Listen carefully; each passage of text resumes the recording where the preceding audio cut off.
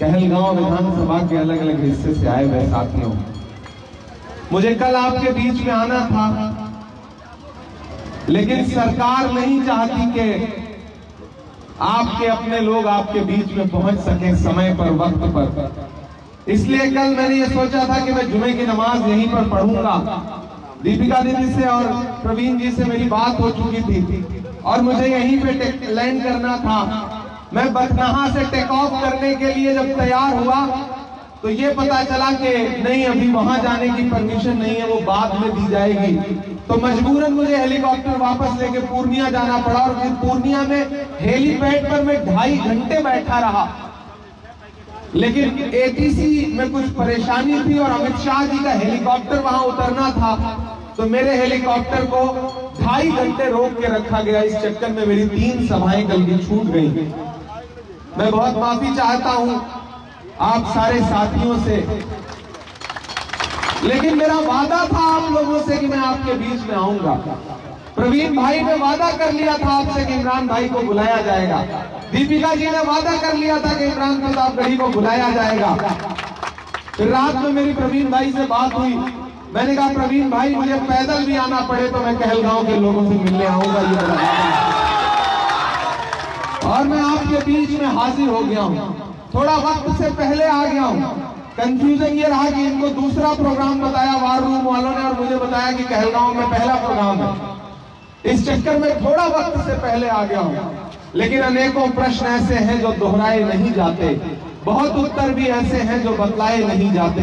मेरी ख्वाहिश है तुमको चांद तारे तोड़कर दे दूं, मगर चादर से बाहर पांव फैलाए नहीं जाते, मगर चादर से बाहर पांव फैलाए नहीं जाते। और यही सब सोच करके ही हमें दिल में जगह देना कि घर आए हुए मेहमान लौटाए नहीं जाते। कहलगांव वालों, आप मोहब्बतों के लोग हैं। आप अपने हाथों के हुनर से लोगों के जिस्मों के लिए लिबास बुनते हैं ताकि लोगों का बदन ढक सके। आपको खुदा ने जो हुनर दिया है वो बड़ा खूबसूरत हुनर है। ये दानिश्वर लोगों का इलाका है। छतों पर मेरी माएं बहनें भी बैठी हैं, मेरे नौजवान साथी भी बैठे हैं, मेरे सामने जो धूप में लोग खड़े हैं, मैं सबको शामिल करता हुआ आपसे ये कहना चाहता हूं कि प्रवीण कुशवाहा आपके अपने हैं, आपके बेटे हैं, आपके भाई हैं। आपने इनकी खिदमत देखी है, आपने इनका संघर्ष देखा है और राहुल गांधी जी ने इनको अपना प्रत्याशी बना करके आपके बीच में भेजा है। तो आपसे ये कहने आया हूं साथियों कि ये लड़ाई आपको एकजुट होकर के लड़नी पड़ेगी। नफरत वाली ताकतों के खिलाफ आपको एकजुट होना पड़ेगा। आने वाले दिनों में आपने देखा होगा कि किस तरह से पूरे देश में नफरत का माहौल बनाने की साजिश की जा रही है और उस साजिश के खिलाफ, हर नफरत के खिलाफ पूरे देश में अगर कोई एक इंसान सीना तान करके खड़ा है तो उस इंसान का नाम राहुल गांधी है। मुझे याद है 7 सितंबर 2022 की वो सुबह, दीपिका जी गवाह हैं इस बात की, प्रवीण गवाह हैं इस बात के कि जब कन्याकुमारी में समंदर के साहिल पर खड़े होकर के राहुल गांधी ने कहा था कि मैं कन्याकुमारी से कश्मीर तक 4000 किलोमीटर पैदल चलूंगा, बस एक नारा लगाऊंगा, नफरत छोड़ो भारत जोड़ो। मैं खड़ा था राहुल गांधी के साथ, मैं चला हूं राहुल गांधी के साथ। उस इंसान ने 4000 किलोमीटर का सफर किया, किस लिए? नफरत के खिलाफ। चाचा आप बताओ, इस देश में नफरत का सबसे ज्यादा शिकार कौन है? हम हैं, आप हैं, आप हैं। कौन सी भीड़, कौन से चौराहे पर आपका लिबास देख करके, आपका चेहरा देख करके आपके साथ नफरत वाला सलूक कर दे, कोई भरोसा नहीं है। ऐसे में उस नफरत के खिलाफ सबसे बड़ी आवाज कौन है? राहुल गांधी। 4000 किलोमीटर चलता रहा वो शख्स, मैं उनके साथ चला हूं। जब मैं चलता था तो लोग कहते थे कि इमरान आप सांसद बाद में हैं, शायर पहले हैं, राहुल गांधी के साथ पैदल चल रहे हैं, क्या कहेंगे? तब मैं उनसे कहता था कि जो हर जालिम से टकराएगी वो आंधी बनाऊंगा, जो हर जालिम से टकराएगी वो आंधी बनाऊंगा, नए अंग्रेज आए हैं नया गांधी बनाऊंगा।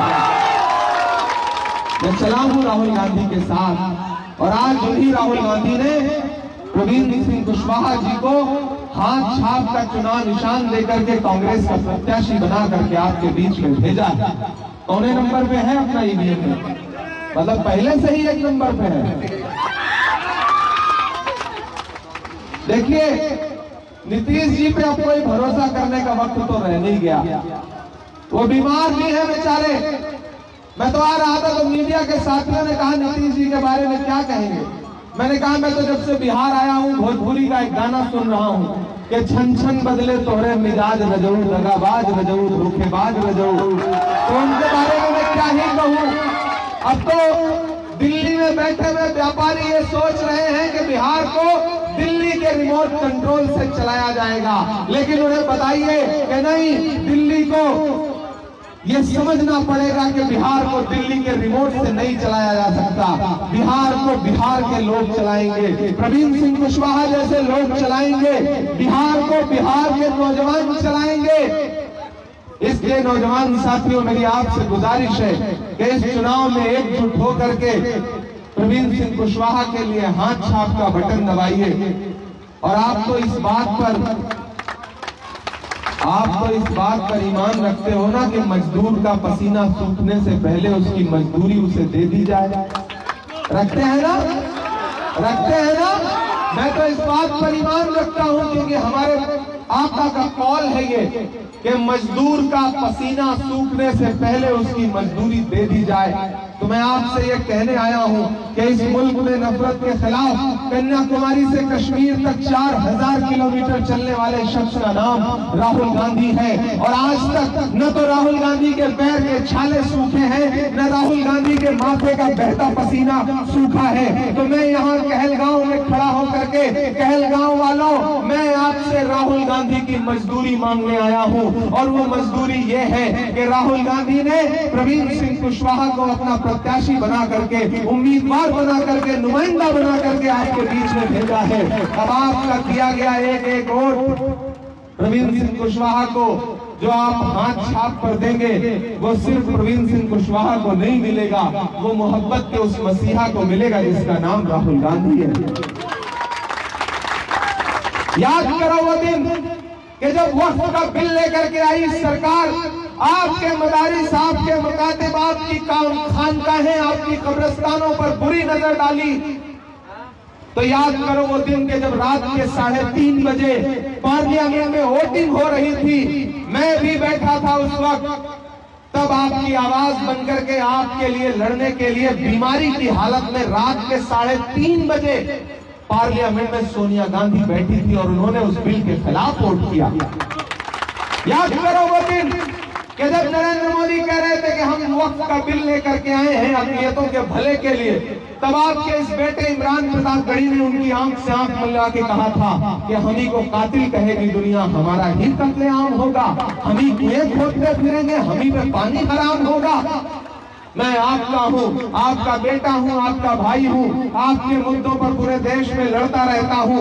अल्लाह ने मुझे शायरी का हुनर दिया तो मैं उस शायरी के हुनर का इस्तेमाल मैंने महबूबा के जुल्फ और आंचल पर शेर कहने के लिए नहीं, बल्कि नजीब की माँ के आंसुओं पर नज्म कहने के लिए किया। मैंने तबरेज के लिए नज्म कही, मैंने फिलिस्तीन के लिए नज्म कही। और एक दिन जब राहुल गांधी जी ने मेरा हाथ पकड़ के मुझसे कहा कि इमरान देश की सबसे बड़ी पार्लियामेंट में राज्यसभा में जाओ, वहां मजलूमों की आवाज बन करके बोलो, तो मैं उस दिन से आज तक, मेरा खुदा गवाह है, एक लम्हे के लिए भी मैं डरा नहीं, मैं झुका नहीं, कहीं छुप छुपा के खड़ा नहीं।